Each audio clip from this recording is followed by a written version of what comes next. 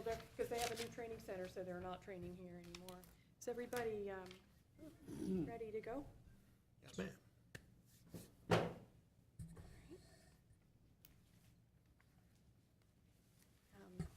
Before we put them on, here's Mary. Jamie, you've got a report for us regarding the issue of free complimentary records for victims, is that right? Yes, we tried to collect as much data as we could. We don't have No, data. we haven't presently started the meeting. I was thinking about asking for the pleasure of the committee to let you report at the beginning of the meeting so you could go. So I just want to make sure. Well, I tried to collect some information that I felt would be helpful, Okay. good information. I don't have, the way we collect the information isn't quite designed for what we've asked. So I tried to come really close to give you an idea of it. Otherwise, we'd have to set up some time periods where we have to collect data along the parameters we were talking about. Okay. So it takes a little bit to determine victim versus non-victim. Right now, you just exercise discretion, No. so you don't consider if this person comes up, what the circumstances are or anything, you know. Well, let's go ahead and get into the meeting. I just wanted to Okay. see how involved what you had was, and so we can not keep you. Hopefully, the whole thing will go quickly, but, Well, I tried to bring you as much as I know, so. okay, thank you. Whatever questions you have, I do my very best to answer. All right.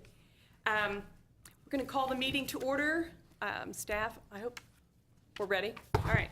I'm Karen Hiller, and I'm the chair. This is the City Council of Topeka's Policy and Finance Committee meeting for December 2nd, 2016. We are in the Law Enforcement Center. Committee members, would you like to self-introduce, please? Absolutely. Tony Emerson, council member from District 4. Richard Harmon, District 9. Thank you. All right, we've got everybody has an agenda and packet. Yes, we do.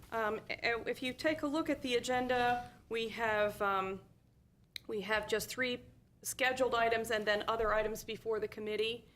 As you saw in our minutes and from the last meeting, we had asked the police department to bring us a brief report about an item that we'd considered recommending to the council for further consideration. And as Ms. Dennis is here, I was wondering if there are no objections, we could let her go first after we do the minutes. Absolutely. Hearing no objections, I would call the meeting to order fully and entertain a motion to approve the minutes from November 18. So moved. Second. Moved and seconded to approve the minutes from November 18. Any comments then? Discussion? All in favor say aye. Aye. Opposed? Thank you. Minutes are approved. Ms. Jamie Dennis, let's go ahead and have a quick report from you about the council's issue of considering making police reports at no cost, available at no cost to victims. Okay. What I've done is I pulled up a study that we did. When we first introduced pet data, we went through the entire front section where there is a deposit of revenue, and we tried to do a research project on revenue versus expenses, and part of that encompassed the records fees for just that section of the front office. And what our accounting found was that we, of course, are in a deficit as you compare revenue versus employee expenses and time, along with some of the overhead in terms of paper and just other miscellaneous fees. So right now, we're sitting at about an estimated revenue of $10,000, and that is subject to variations depending on how many customers we have. So, and that doesn't differentiate between accident reports and offense reports. So that's just cumulative, period. And that does not differentiate between mail requests or persons who come to our window and request them. So without being able to fine line which expenses come from offenses, or being able to differentiate which of our customers are victims versus non-victims, we did a tiny little study this week, and of what we were able to collect, we found about 60% of our customers are victims, so they come in and request reports. And of course, the other non-victims would be 40%, and those can be anyone between an insurance requester or a family member or a guardian asking for the report. So the only thing that we ran into was we found that a lot of people are representing themselves as a proxy for the victim themselves. So a parent or a guardian would come in, or a friend or a coworker would come in and ask for the report because the victim could not get away from work. And the questions that arose were, how would we know that they are representing the victim? Not all victims have a photo identification to bring with them. And we also have many requests by mail. So right now, when you call the department and ask about the circumstances of requesting a police report by mail, we request that you send a check or money order through the mail with it made out to the city of Topeka and include a self-addressed stamped envelope so that we ensure the police reports are going to the correct address. If they're giving us their current address, then we never have any concerns about it actually getting there safely. So when it comes to differentiating between victims or non-victims, we would have to devise a way to figure out if our requester truly is the victim, which may have to include a photostat copy of their whatever ID that they're currently using, be it a prison ID, an ID card, a driver's license, passport, whatever they may have available. So those are some of the things that we ran into in terms of how to differentiate.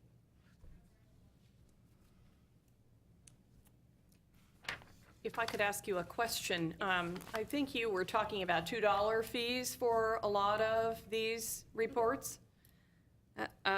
Two thoughts, 10,000 is a lot of $2. Yes. And the fee is the same whether it's mailed or whether it's delivered over the counter? That is correct. But the 10,000 is also going to include the accident reports, which are $5. And we sell Okay. quite a lot of those as well. Okay. So I wouldn't be able to tell you exactly what percentage of that 10,000 is offense forms, which would be the victims of crimes. I do remember that you and your staff did a report when this first came out. Yeah. It probably hasn't changed too much in terms of I would those. not expect so. Uh-huh. We also provide accident reports over the webpage as well. So we weren't able to collect the data off of that. That's something where revenue does not come back to the city.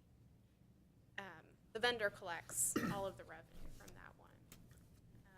So that is a data that is an outlier from what we're able to collect here in the office. So I wouldn't be able to take those into account.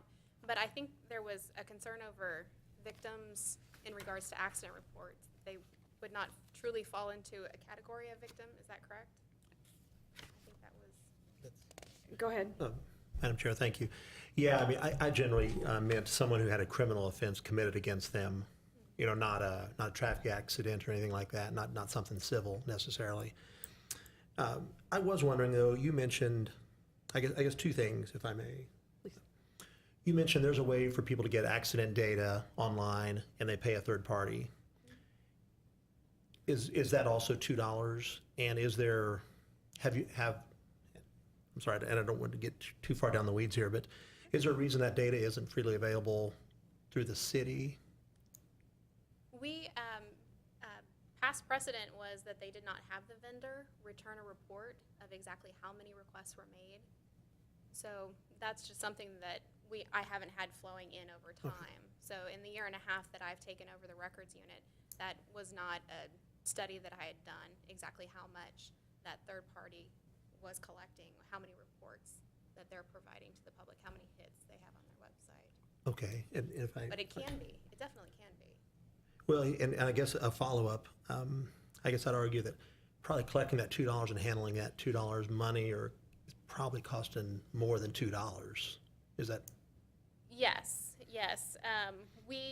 When we did an analysis of the cost versus revenue, we took into account each employee's salary plus benefits and their health insurance, because that's real-time costs to have the employee working as well as maintaining the employee. So we took those into account.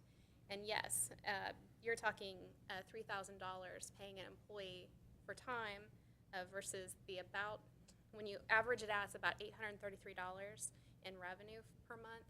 And if they expend 5 minutes assisting the customer, then it further differentiates from there. So what they did was, I had them document about how much time it took them to assist the customer, and it can be anywhere between 1 and 30 minutes, depending on exactly how much research the customer would like as well. So if they're asking for 6 to 10 reports, and 3 of them need to be reviewed for open records violations, then that can take anywhere from 20 to 30 minutes, depending what's involved. And then you're also encompassing supervisory salaries, you'll have to review them for court regulations. If there are many violations that could come into play, they would have to be reviewed further by legal. So, but the possibilities are endless. It would just be a matter of specifying a workflow in a business Sure. practice. Sure, and again, if I may, I'll be quiet about this, but again, my only thing was, when you've been victimized and had something stolen or had some criminal offense committed against you, it's just another small indignity that you have to then pay for the police report, so. Absolutely, absolutely. That's completely understandable. And there have been customers who have raised that question. And I would be happy to do a study on a workflow to see over time how we could work something like that out. I'd be happy to do that. Because you could be along the lines of what I'm hearing you say, a victim could be a victim of a robbery or an assault, but also could be a victim of a car crash, actually. Yeah, and I'm actually saying a victim, I'm saying a crime victim, a victim of a crime, not necessarily a car accident, Okay, but, okay. yeah. I'm just clarifying. sure. I know if you get hit in your car, you feel victimized Well, too. sure. So, Then you usually hopefully have an insurance company involved on that, so I Well- don't, yeah, but yes. but still, if you have an uninsured motorist that hit you and the various things. Councilman Harmon, do you have any further questions at this point? Obviously, at our last meeting, we voted, the committee voted to go ahead and give a brief report to the council and recommend that this subject be looked into further. So I guess I would put out to you whether you want to reconsider that motion. If not, it can go forward with the additional information.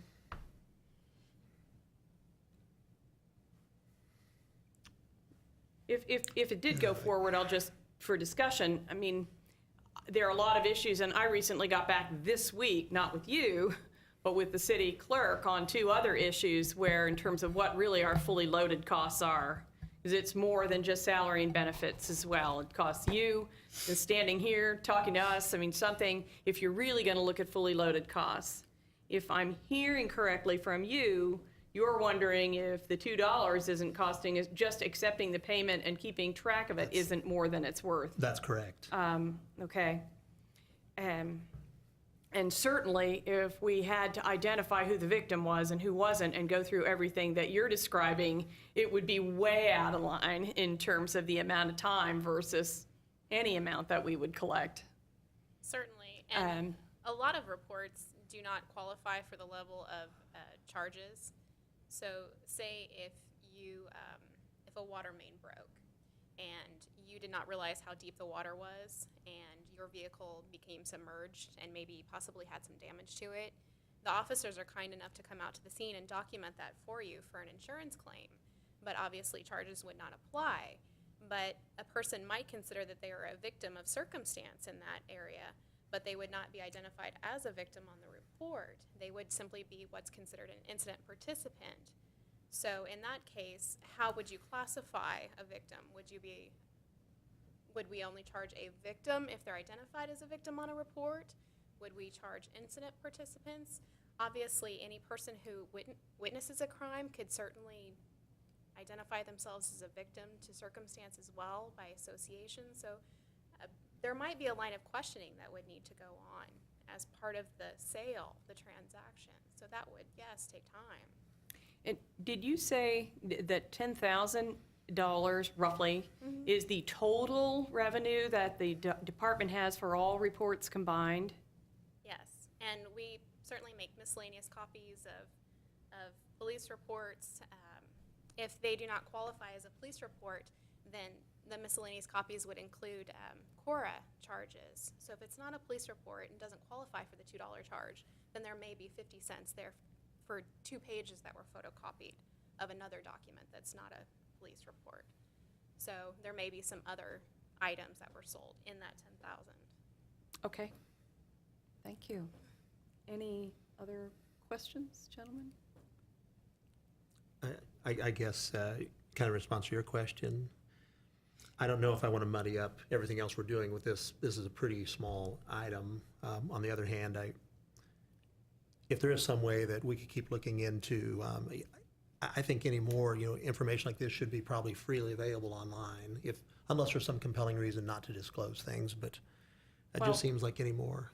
With the motion that occurred before and was passed, as I understood it, what we would do is, we have 3 items that we will have voted out, well, actually 5, that we'll ask people to vote on. And then this would be a 6th part of the report, and we would simply report that the issue had come up and give them some brief information about what we had learned and ask whether there was interest on the part of the council for this to be Study further. researched further, at which point it can be directed, the future, next year's Policy and Finance Committee could take it up on their own. It could be referred by the governing body for research and possible action. Okay. So it would just be a 6th item in our report. Okay, sure. Okay. Well, hearing no suggestions that we change that motion, I think it still stands, and thank you so much for your report today. Absolutely, of Yeah, course. thank you. All right. Do it. With that, we will move on to item number 3, continue discussion and possible action on council rules and procedures. Staff did, my editorial opinion, a wonderful job at pulling together what we had discussed in our series of meetings and what we did last time, and has given us both a strike-through marked-up copy as well as a, quote, clean copy of where the council rules stood at the end of our last meeting. So, are there discussions from members on any particular items that you saw in your review? Looks good.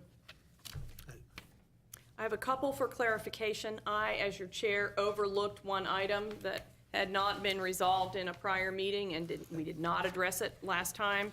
So I just want to make sure we do that, whether we need it or not.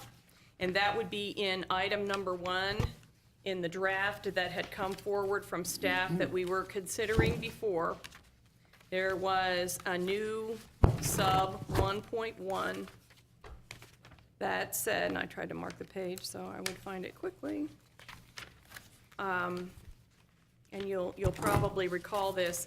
It added a section that said, nothing in these rules of procedure shall preclude a governing body member from establishing a work group or task force, or no, sorry, there's strikeouts here that are hard to read, from meeting with others to examine any issue that may be presented for consideration to the city manager, a council committee, or the governing body.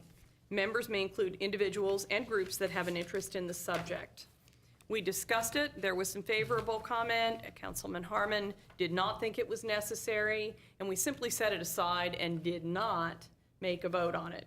So as a result, appropriately, the legal staff did not bring it forward in our recommended final because it was simply our recommended ad in the first place. So I wanted to bring that back just to double check whether people wanted to add that. And I don't have that language anywhere, Karen. Let me, I don't have, I'm sorry, I've I got a don't whole have bunch the of prior old packet. copies, and so probably have one here. I do recall that like at an August meeting, it seems like. It was in all the working drafts that we did. Thank you. I might have one too if.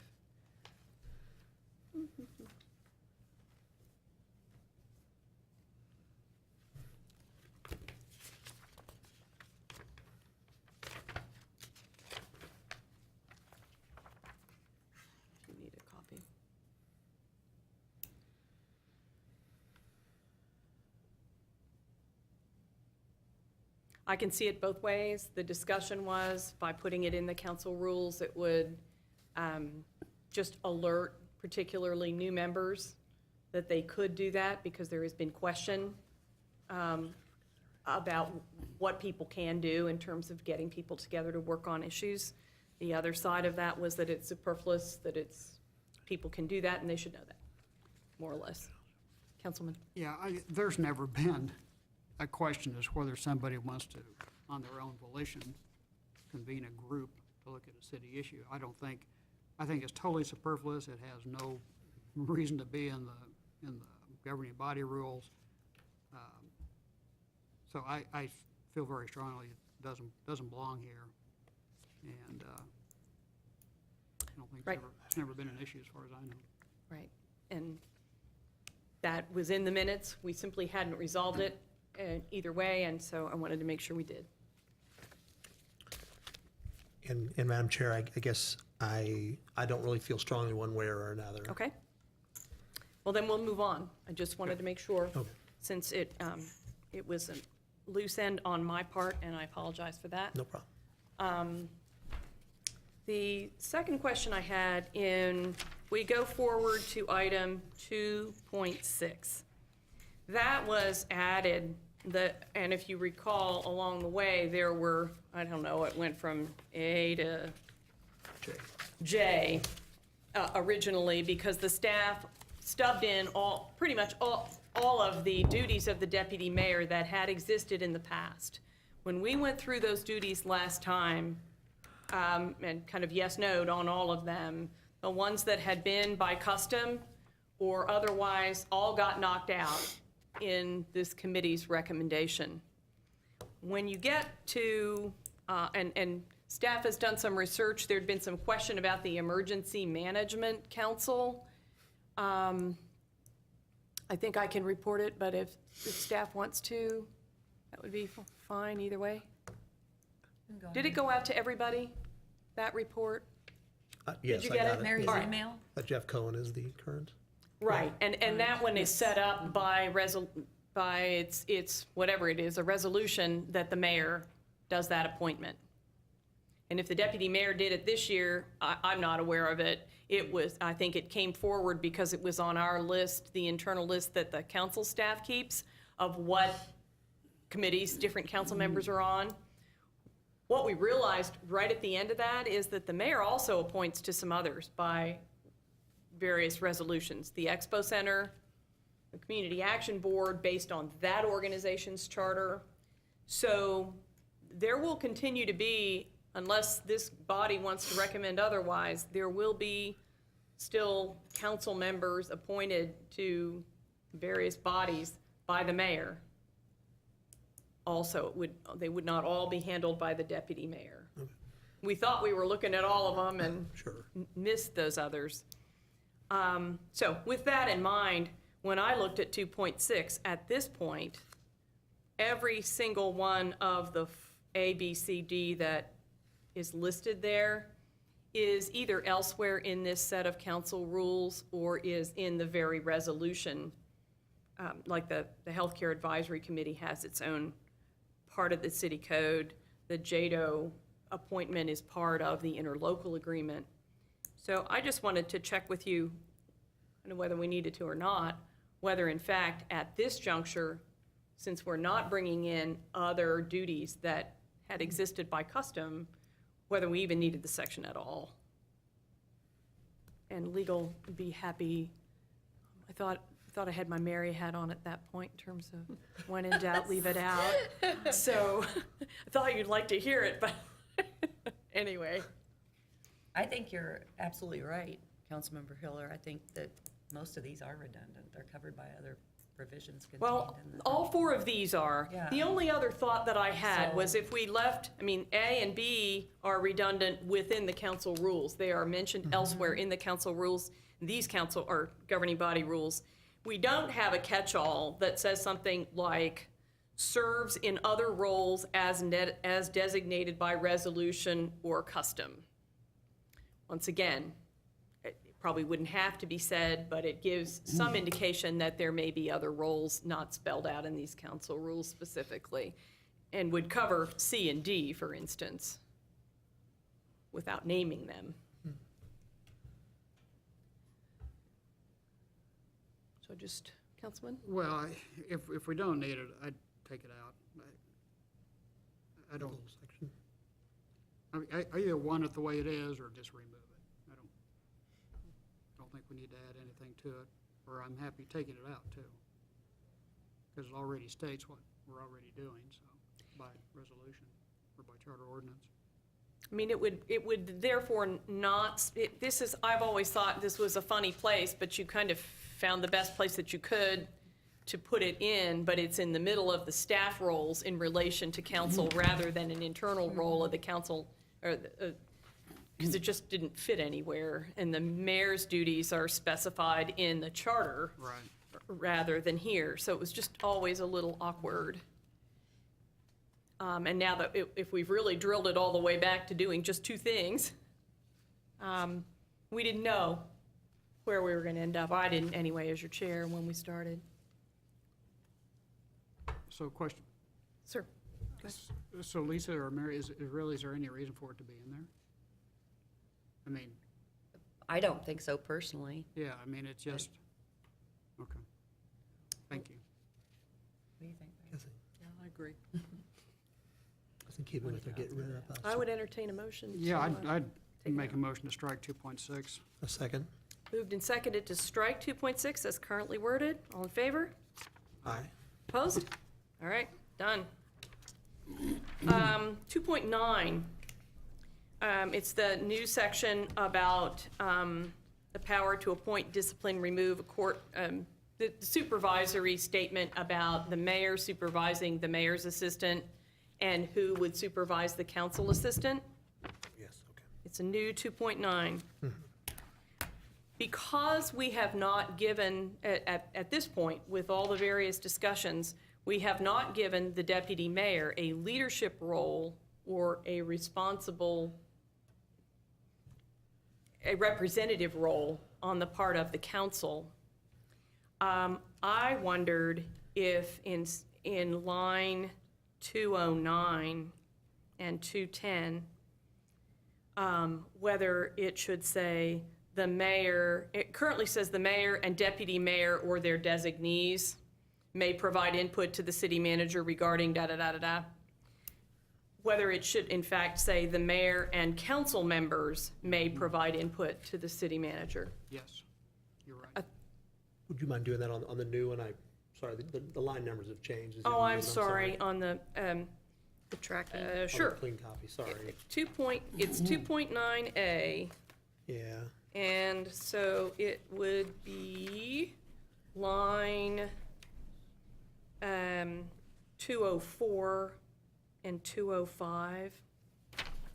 and would you mind, please, I'm sorry, saying again what the change would be now? And it says now, notwithstanding TMC A2-54, which gives the city manager the power to appoint, discipline, and remove any employee in accordance with city personnel policies.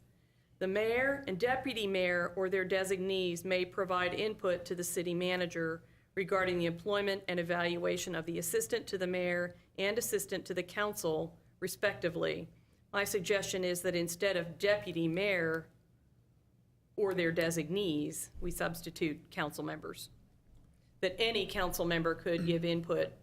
And then if as a body, they want to join up, but the deputy mayor would not by default be the leader in that subject. Sure. So it would be to strike or it would be to strike deputy mayor or their designees, because I find it unlikely that the mayor would designate Right. his duty. So strike deputy mayor or their designees and substitute council members. Mayor and council members. I'd make that motion. Second? Moved and seconded to strike deputy mayor or their designees and insert council members. All in favor say aye. Aye. Aye. Opposed? Motion carries. The next one, depending on which copy you have, it'd be 2.12, which is line 226 in the strikeout copy, and is line 221 in the clean copy. Okay. I've always thought this was funny, that the council has to sit in council district order. We've done some cleanup in the language here regarding meetings. And so instead of just referring to the formal council meetings on Tuesday nights, a lot of this language appears to now refer to any time that the council meets. And the council could meet in budget, special committee or special meetings.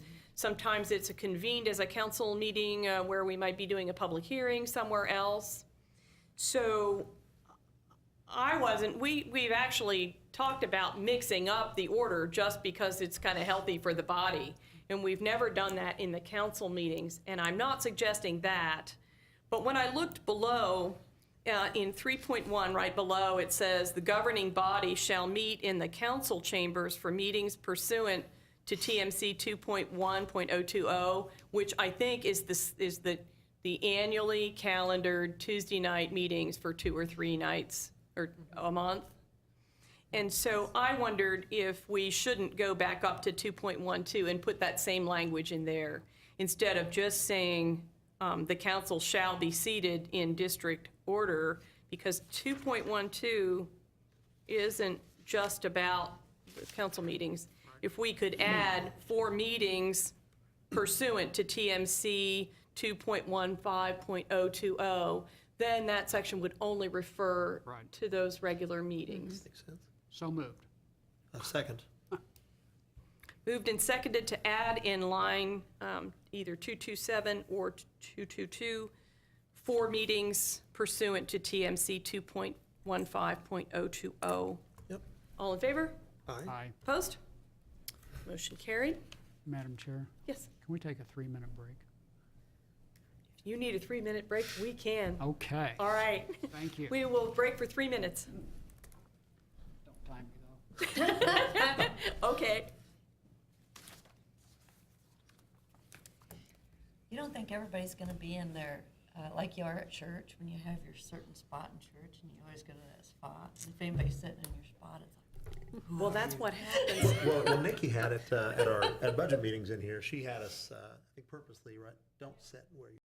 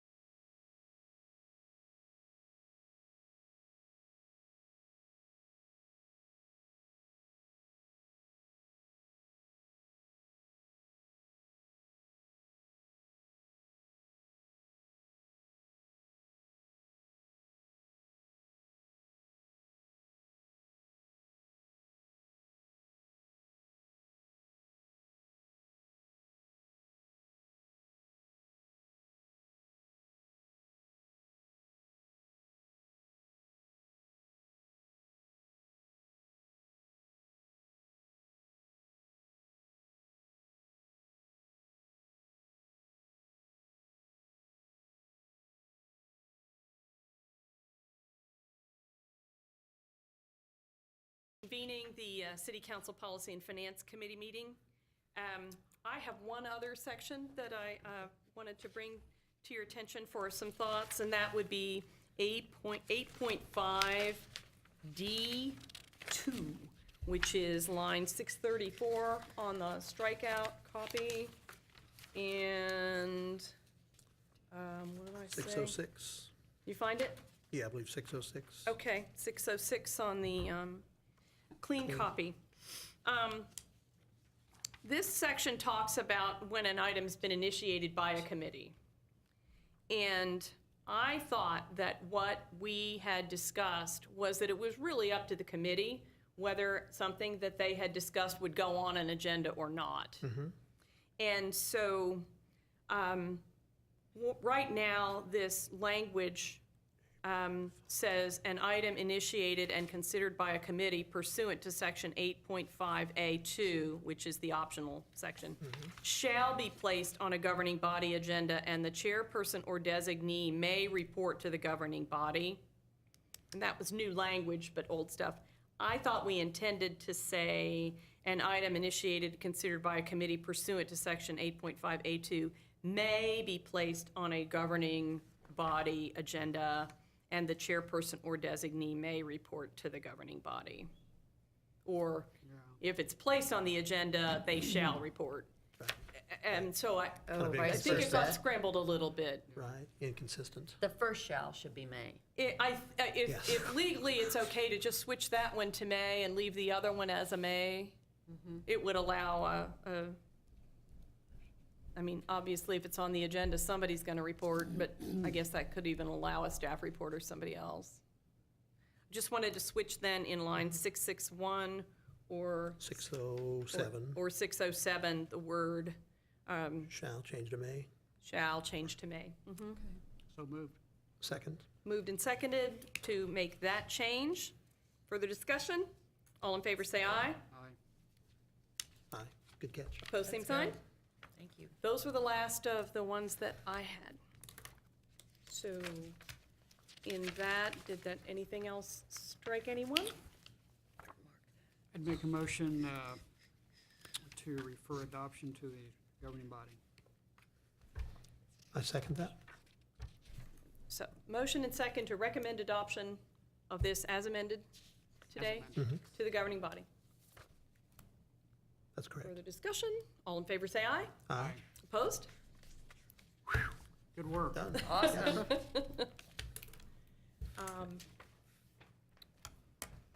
This will get sent forward as, just for the record with you all, because we did discuss, in our initial discussions with the full council, there were some folks that had strong feelings about that deputy mayor role.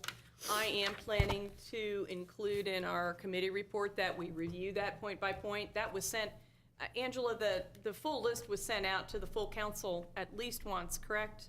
So they had an opportunity for some input, but I want to go ahead and mention that, so sort of a speak now or forever hold your peace. No Because objection this from me. really is a major change for us, and we don't, sometimes you don't realize it until it's passed through, but, all right. Moving on then to item number 4, continue discussion and possible action on council travel and training. That is a resolution then, let's back up, please. We have another item that came through that relates to the new governing body rules and procedures that the legal staff condensed into one resolution only that would rescind the legislative agenda resolution, number 8044, and would rescind the resolution that designated the deputy mayor to designate a council, or a chaplain annually. I see that as part of this package. Can we do that one right now? Sure. All right? I guess since this is resolution, I guess, what would be the motion We to? would be recommending to the council that Okay. they adopt this resolution. I move that we recommend the council adopt this resolution to rescind these two resolutions. Second.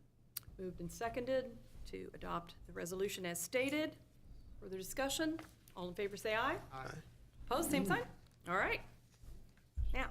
Now on to item number 4. We have, the staff took the marked up draft that was brought to the last meeting and has brought, I reviewed it. I think they did a great job of cleaning it up a little bit. And this resolution then proposes, for those who are watching, proposes regarding council attendance at events and/or training that each council member may utilize annually 1/9 of the council training budget.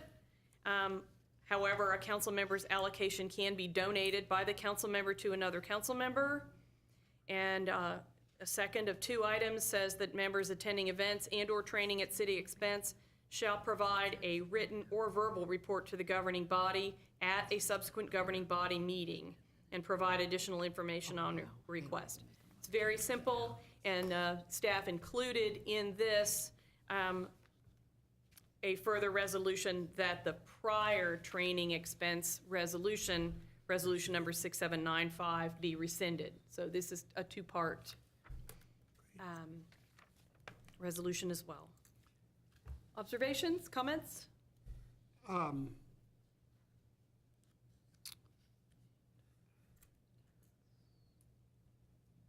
think we need to, I've got some language on one.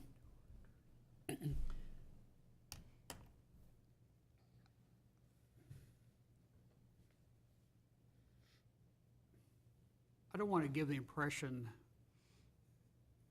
that when you say it can be donated, I mean, to me, that signifies, I'm not using this Something cash, that's so- yours. Yeah, so I'm, you know, I think it needs to be, however, something to the effect that a council Reallocated? member's unutilized allocation can be donated by the council member to another council member for his or her utilizations. So something that, in other words, if I don't use my training budget, 1/9 of it, I can't direct the city treasurer to write a check to Tony for, I mean, that, to me, that's what a donation is.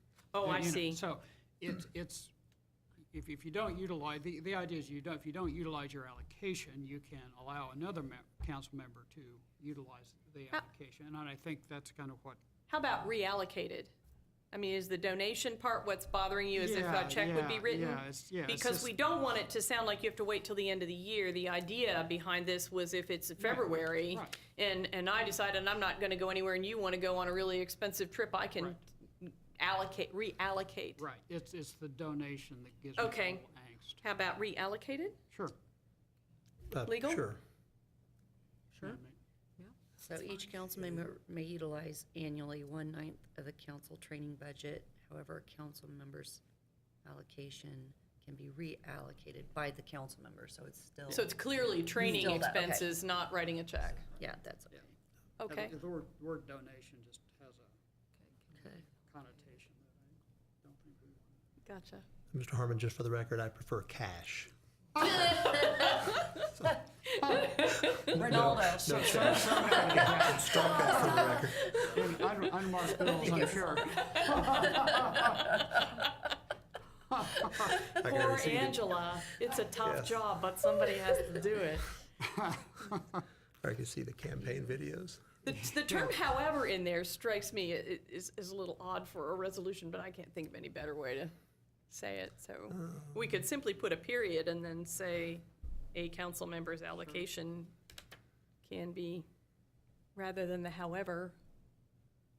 Sure. It's I kind mean, of that's technical. Fine, but does it? We can do that. I'm sorry, say it one more time. Well, it would do, it's just make this 2 sentences. Each council member may utilize annually 1/9 of the council training budget, period. Okay. Strike the however, comma, and capital A. A Oh. council member's allocation can be reallocated. Or maybe, if we're gonna get real, whatever. That, You want that? I guess my however and your donation are, Yeah. pretty minor, but that works? Legal? Yes? Okay. So move. A second. Moved and seconded to separate this into 2 sentences and substitute term reallocated for donated. All in favor say aye. Aye. Opposed? Done. Yes. Okay. Any other business to come before the body today? Reallocated by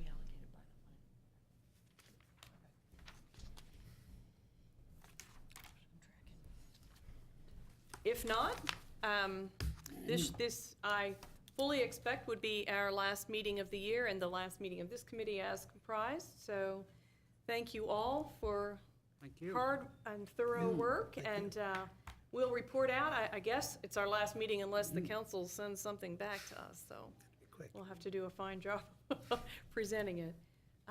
Thank you again, thank you, staff. It's a lot of work. It went well. With that, Thank you. stand adjourned. All right. Thanks. Thank you.